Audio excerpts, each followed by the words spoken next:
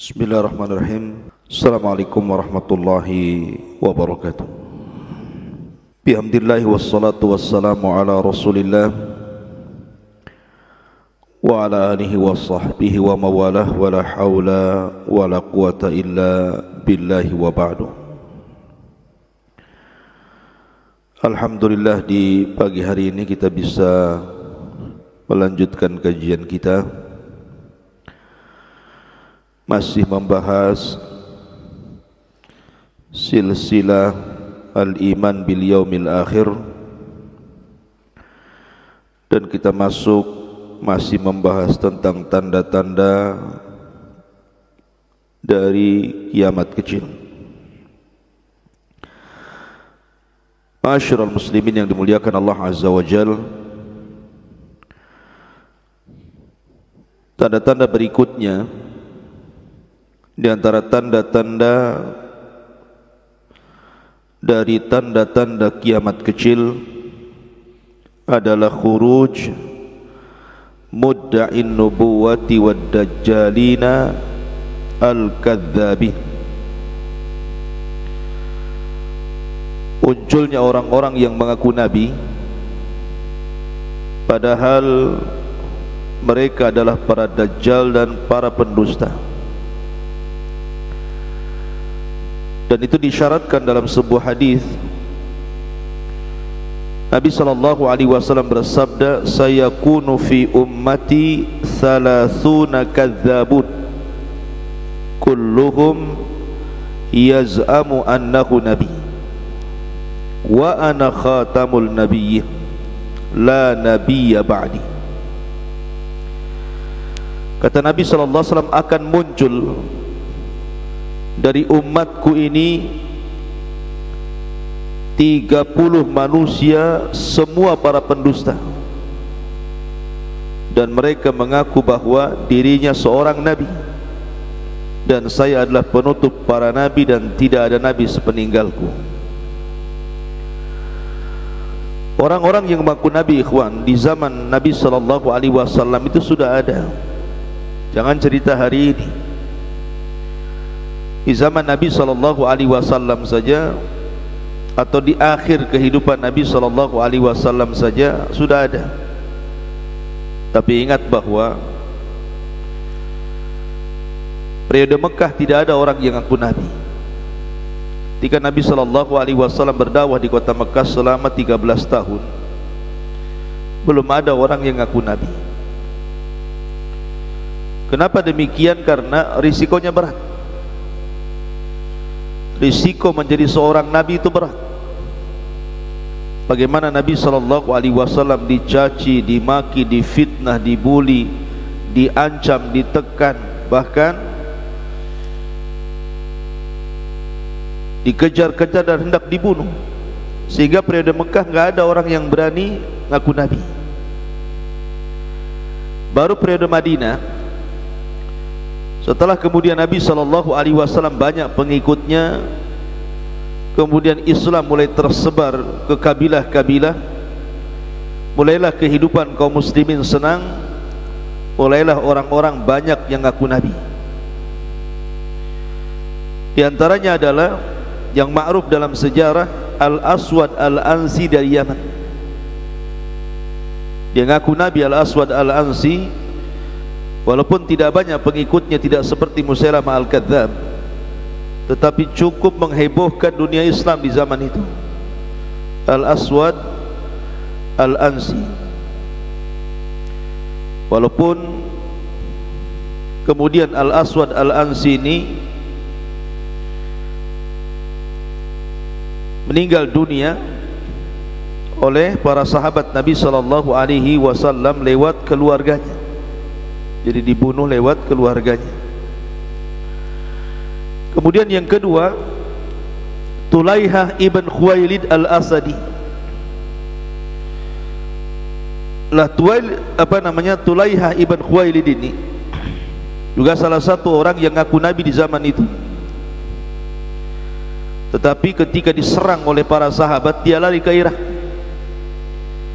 dan Allah Subhanahu wa taala takdirkan dia tobat, Tulaihah ini, dan baik Islamnya.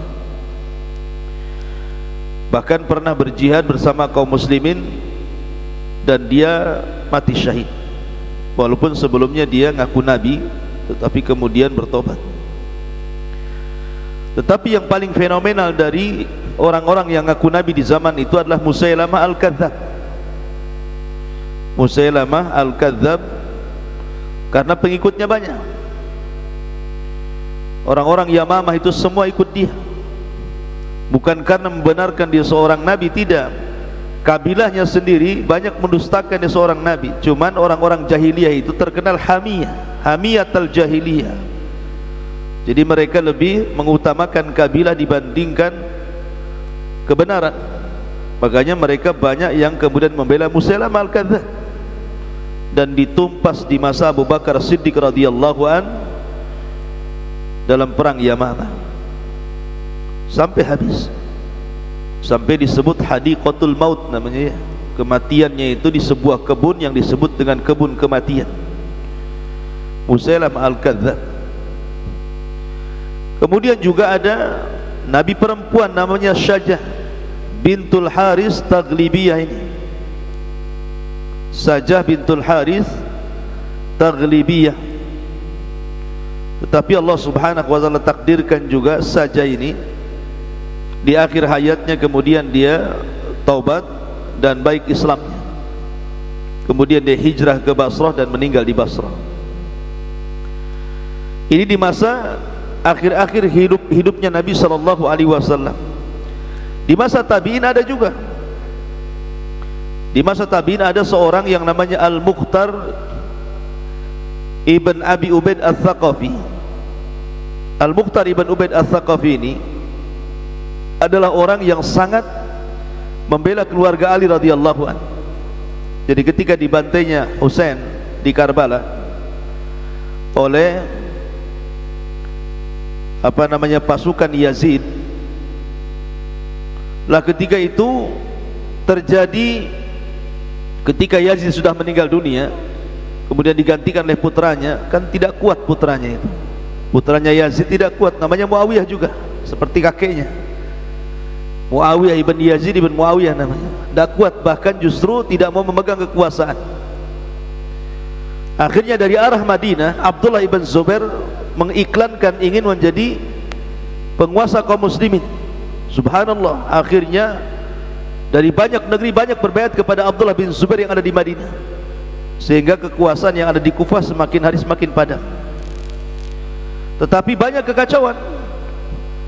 Nah, salah satunya adalah Al-Mukhtar Ibn Abi Ubaid Al-Thaqafi ini melakukan pemberontakan kepada wali Kufah, kepada pemimpin Kufah yang dulu terlibat dalam pembunuhan Husain. Kemudian dibunuhlah wali Kufah itu. Kemudian belakangan dia ngaku nabi pula ini, Al-Mukhtar Ibn Abi Ubaid Al-Thaqafi ini. Kemudian dibunuh oleh tentara Abdullah ibn Zubair lewat saudaranya. Kemudian juga di zaman itu, di zaman tabi'in, ada seorang nabi namanya Al-Harith ibn Sa'id Al-Kadzdzab. Dia muncul di Damaskus, ngaku jadi nabi juga ketika di masa kekuasaan Khalifah Abdul Malik ibn Marwan. Belakangan pula kemudian di India ada orang ngaku nabi namanya Mirza Ghulam Ahmad, Hadrat Mirza Ghulam Ahmad, pendiri kelompok Ahmadiyah. Ini ngaku nabi. Belakangan pula di Jakarta ada orang ngaku nabi, di Jawa pun ada, di mana-mana ada. Ada di Jawa Barat namanya Cecep ngaku nabi. Qatafidin muliakan Allah subhanahu wa ta'ala. Jadi makin kesini orang makin gila berani ngaku nabi. Bahkan ada orang ngaku Jibril lagi ya, ngaku Jibril. Yang lebih parah lagi ngaku Tuhan.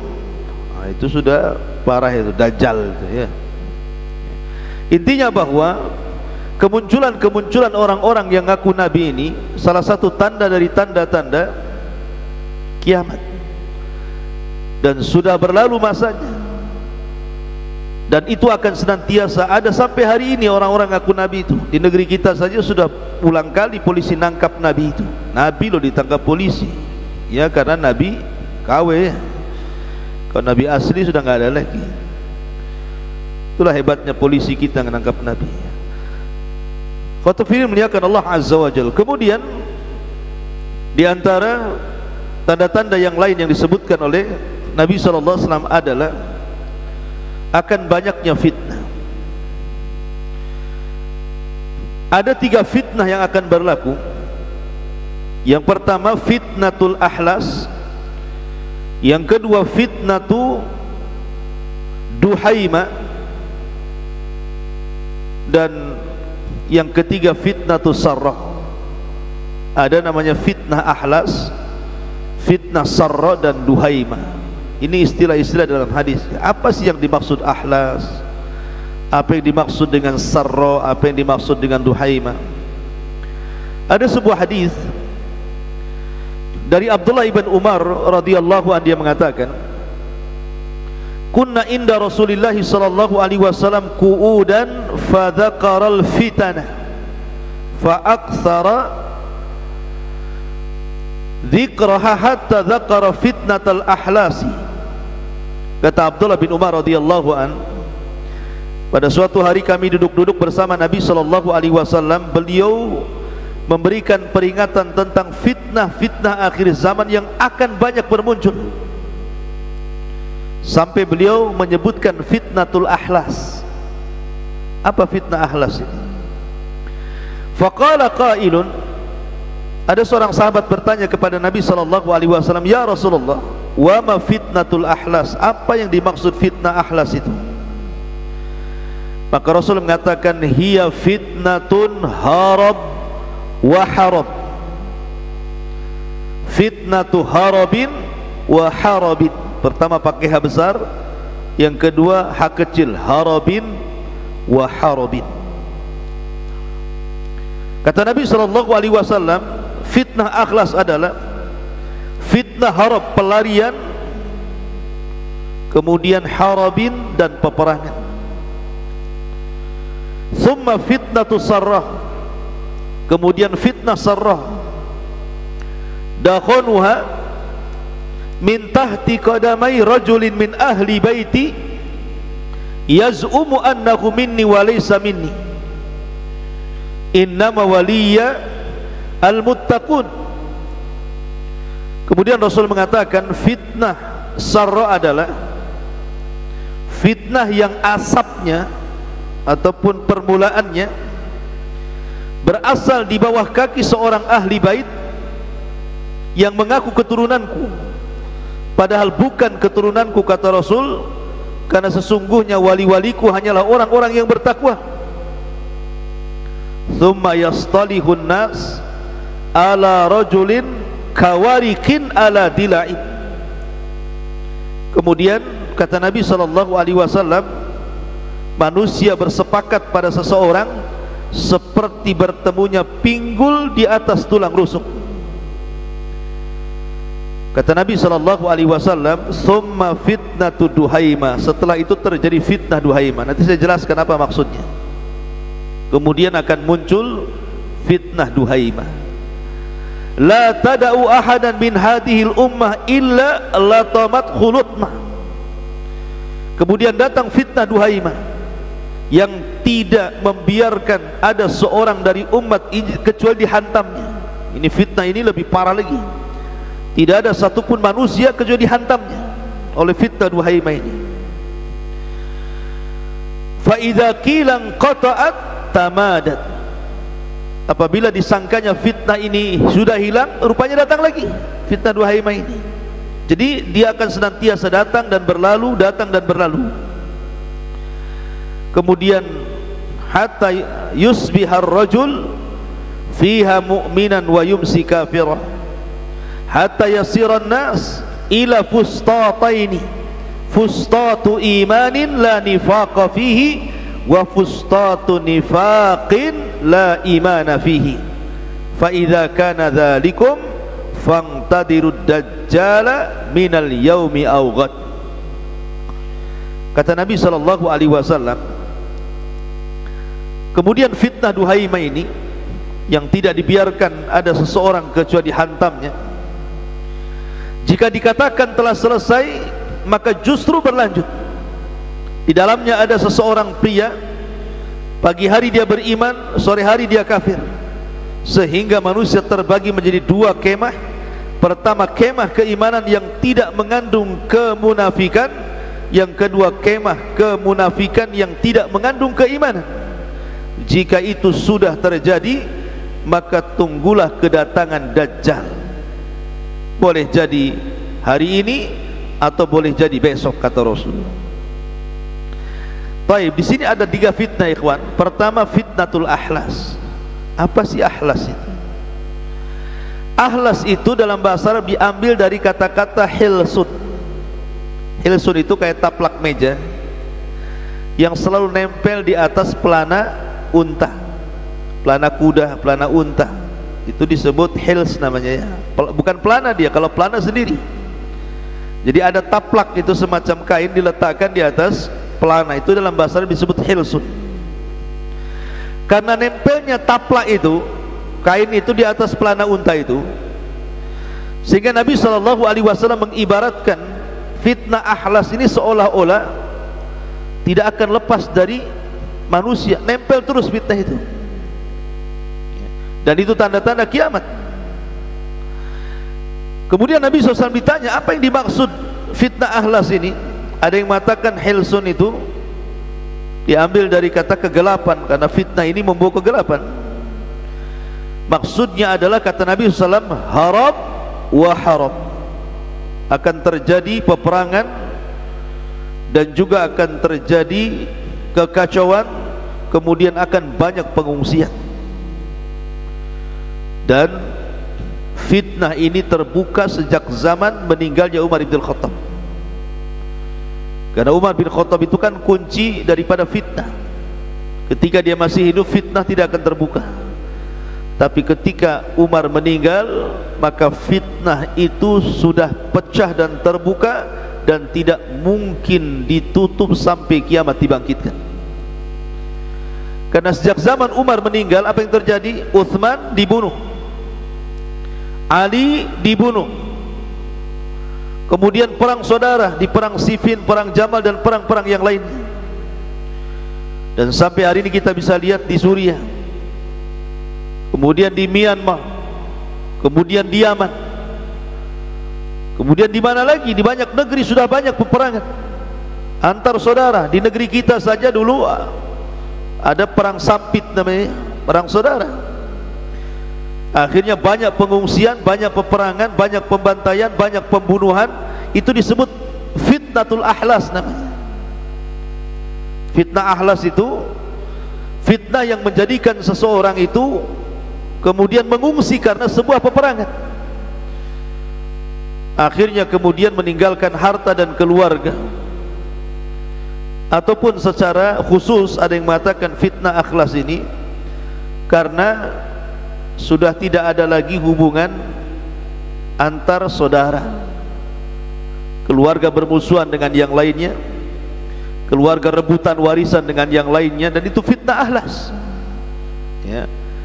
Dan sekarang sudah banyak, hampir masuk ke rumah-rumah kaum muslimin kan. Saudara tidak akur dengan saudaranya, anak musuhan sama orang tuanya, orang tua musuhan sama anaknya, bunuh-bunuhan keluarganya, rebutan warisan, disantetnya keluarganya, dibunuhnya, dibantai, macam-macam sekarang kan. Lah itu disebut fitnatul ahlas secara khusus, secara umum peperangan. Nah itu kalau sudah seperti ini tanda-tanda kiamat. Kemudian fitnah yang kedua, dan ada tambahan dari perkataan Imam Al-Khattabi, kata Imam Al-Khattabi, al-harab dhihabul mali wal ahli dhahaba alaihi amwaluhu wa ahluhu kutilu wal malu sulibu. Kata Imam Al-Khattabi, beliau mengatakan bahwa al-harbu adalah hilangnya harta dan keluarga karena dibunuh ataupun karena dirampas. Kemudian yang kedua, fitnah sarrah. Apa fitnah sarrah itu? Adapun fitnah sarrah disebutkan oleh al-Imam Ali Al-Qari rahimahullahu ta'ala, Beliau mengatakan bahwa fitnah sarra ini adalah fitnah kenikmatan. Jadi udhifatil fitnatu ilaiha li'anna ni'mata sababuha. Kenapa sarra itu dijadikan nama fitnah di akhir zaman dan tanda-tanda kiamat? Karena sarra itu artinya nikmat. Penyebab fitnah ini adalah sebuah nikmat. Ketika manusia mereka di atas kebaikan, di atas harta, di atas kesehatan, tidak ada penyakit, melimpah ruah harta dan begitu seterusnya, akhirnya lupa diri dan jatuh ke dalam kemaksiatan. Kalla innal insana la yatgha an ra'ahus taghna. Ketika manusia dilimpah ruahkan rizkinya, maka lupa diri. Ini yang ditakutkan Nabi sallallahu alaihi wasallam, al faqra akhsha alaikum walakin akhsha an tubsatad dunya kama busitat ala man kana qablakum fatanafasuha kana kama tanafasal ladzina min qablikum fatuhlikakum kama ahlakatkum. Bukan kefakiran yang aku takutkan kepada kalian, tetapi yang aku takutkan dibentangnya dunia kepada kalian sebagaimana pernah dibentang kepada umat sebelum kalian. Kemudian kalian berlomba-lomba mengejarnya sebagaimana umat dulu berlomba-lomba, maka Allah hancurkan kalian sebagaimana Allah hancurkan umat sebelum kalian. Maka fitnah sarra ini adalah fitnah kenikmatan, karena banyaknya harta akhirnya lupa diri dan maksiat kepada Allah. Akan tetapi siapa yang mengawali fitnah ini? Nabi SAW menyebutkan bahwa yang mengawali fitnah ini adalah seorang laki-laki yang mengaku keturunanku, dari ahli baitku, tetapi dia bukan dari ahli baitku, karena orang yang bertakwa mereka lah wali-waliku, kata Allah. Jadi justru yang mengaku, yang memulai fitnah sarra ini dari siapa? Dari keluarga bait Nabi SAW. Artinya diisyaratkan kepada orang-orang Arab, kan gitu. Lihat dulu Arab itu tanah tandus, ikhwan. Arab itu tanah tandus. Baru mereka kaya setelah ditemukan minyak, seperti Dubai, Imarat. Dulu padang pasir kering kelontang itu, tidak ada namanya bangunan tinggi-tinggi kayak sekarang ini. Baru setelah ditemukan gas, minyak, macam-macam isinya kan, mulailah kemudian kaya raya. Akhirnya banyak yang membangun rumah luar biasa, sudah tidak ada lagi Baduy menjadi kota. Itulah isyarat Nabi SAW, wa antaral khufatal uratal alata ri'a asya'i yatatawaluna fil bunyan. Kau akan lihat orang enggak pakai sandal, compang-camping, penggembala kambing, tiba-tiba punya rumah megah, ya. Itu namanya fitnah sarra namanya, ya. Karena dibentangkannya dunia, akhirnya lalai dan lupa diri. Dan itu dimulai dari kata Rasul, keluargaku, padahal dia bukan keluargaku. Ada yang mengatakan memang dia nasabnya sampai kepada Rasul, tapi perbuatannya sama sekali tidak mencontohkan dia anak turunan Nabi SAW. Dan itu adalah fitnah sarra yang disebutkan dalam hadis ini. Kemudian yang lebih parah lagi ada namanya fitnatud duhaimah, yang kata Nabi SAW, tidak ada satupun rumah kaum muslimin kecuali dihantamnya oleh fitnah ini. Karena fitnah ini tidak ada satupun rumah kecuali dimasukinya. Dan fitnah ini berkenaan dengan masalah kesesatan, ikhwan. Coba sekarang, dulu tidak ada satupun rumah kecuali ada TV di situ. Sekarang tidak ada satupun rumah kecuali ada handphone. Dan sekarang mulai daripada orang kaya sampai orang miskin punya handphone, kan. Dan isi handphone sekarang penceramah-penceramah itu macam-macam, kan. Ada yang Syiah, ada yang liberal, ada yang Khawarij, macam-macam, kan. Kalau seandainya orang tidak hati-hati, kemudian thalabul ilmi masuk ke webnya orang Syiah, jadi Syiah dia, kan gitu. Kalau masuknya ke Khawarij, jadi Khawarij. Kalau masuk ke ke ajaran-ajaran sesat, pasti akan sesat. Makanya Rasul mengatakan fitnah duhaimah ini bahaya, karena tidak ada satupun manusia kecuali dihantamnya. Dan berakhir manusia akan terbagi menjadi dua, ada yang munafik khalis, ada yang mukmin khalis. Ada yang munafik murni, ada yang mukmin murni. Karena ada orang-orang yang di pagi harinya beriman, malam harinya dia kufur. malam harinya dia beriman, paginya pula sudah kufur gara-gara handphone baca. Oh iya betul juga, akhirnya syubhat masuk. Padahal pagi-pagi dia sudah fitrahnya seperti fitrahnya lurus gitu ya, gara-gara masuk di web apa gitu, kemudian malamnya dipikirkan betul juga ajaran ini, mulai dia masuk ajaran kufur masuk. Ya.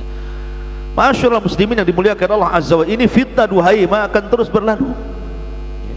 Makanya kenapa 3 fitnah ini sangat bahaya sekali. Masyaallah muslimin yang dimuliakan Allah Azza wa Jalla.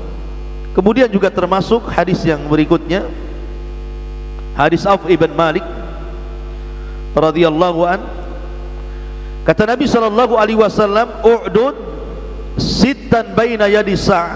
Perhatikan 6 perkara sebelum terjadi hari kiamat. Kata Nabi sallallahu alaihi wasallam, "Mauti, kematianku, summa fathu Baitul Maqdis." Kematian Rasul sudah berlalu. Kemudian Fathu Baitul Maqdis pernah terjadi di zaman siapa?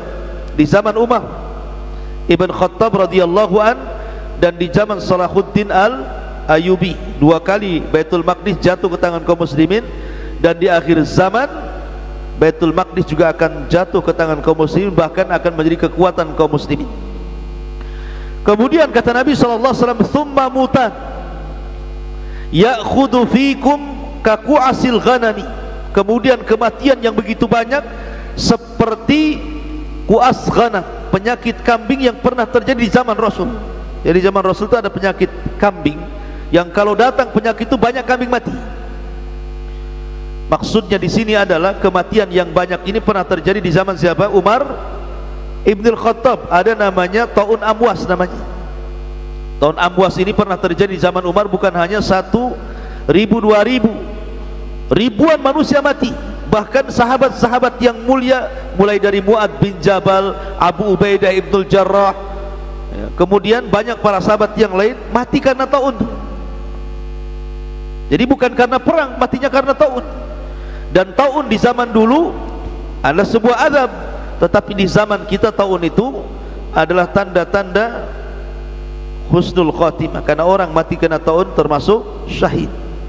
Para sahabat Nabi sallallahu alaihi wasallam banyak kena taun, dan sekarang penyakit taun yang sejenis dengan taun mungkin ya di zaman sekarang juga berlaku, namanya corona.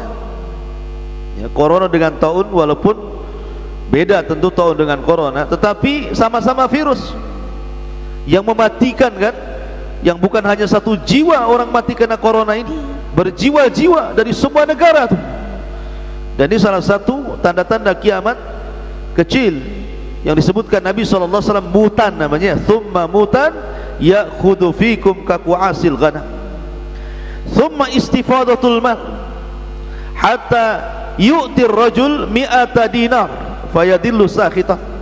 Kemudian akan melimpah ruahnya harta sampai seseorang laki-laki diberikan 1.000 dinar, dia masih marah, masih kurang katanya, karena banyaknya harta gitu. Masa sedikit, jadi 1.000 dinar dianggap sedikit.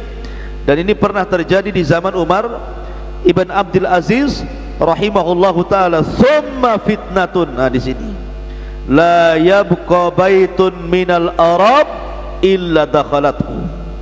Kemudian fitnah yang tidak ada satupun rumah daripada rumah-rumah orang Arab kecuali akan dimasukinya. Dalam riwayat, kemudian fitnah yang mengarah ke langit, yang tidak ada satupun tempat baik di hutan ataupun padang pasir kecuali akan dihantamnya. Dulu para ulama bingung tentang hadis ini, termasuk fitnah yang datang dari langit.